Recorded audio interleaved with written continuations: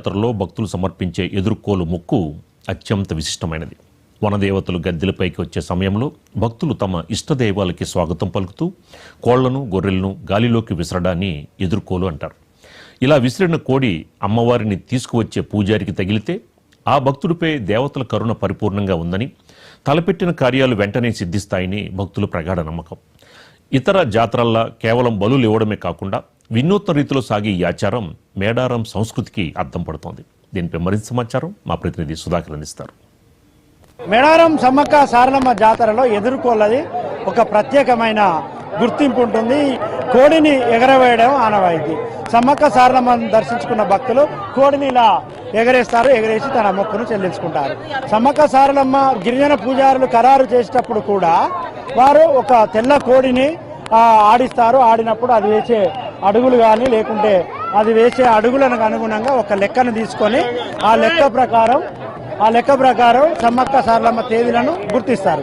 అదేవిధంగా సమ్మక్క గద్దెలపైకి చిలకలగుట్టపై నుంచి వస్తున్నప్పుడు ఎదుర్కోళ్లను సమర్పిస్తారు.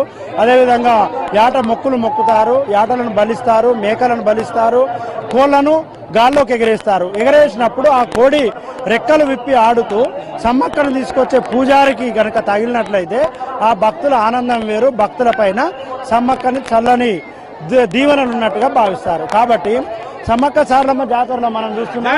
మేడారం సమ్మక్క సారలమ్మ పగిడిద్దరాజు గోవిందరాజును దర్శించుకున్న భక్తులు వస్తారు. ఇక్కడ ఎదుర్కోళ్ళు వీరు వేరే గ్రామాల నుంచి వచ్చి ఇక్కడ కోళ్ళను కిరాయికిస్తుంటారు. ఒక్కరికి ఎగిరేస్తే ఎంత తీసుకుంటావమ్మా? 20 రూపాయలు.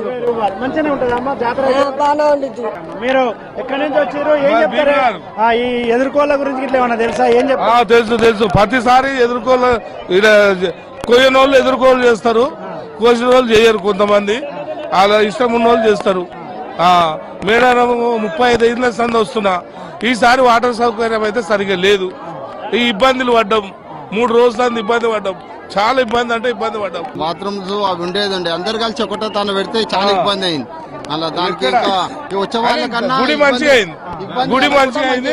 గుడి గోపురాలు అన్ని మంచిగా చేసిరు, చాలా బాగా చేసిరు. చేసినాం, థ్యాంక్స్. పబ్లిక్ అరేంజ్మెంట్ తక్కువ.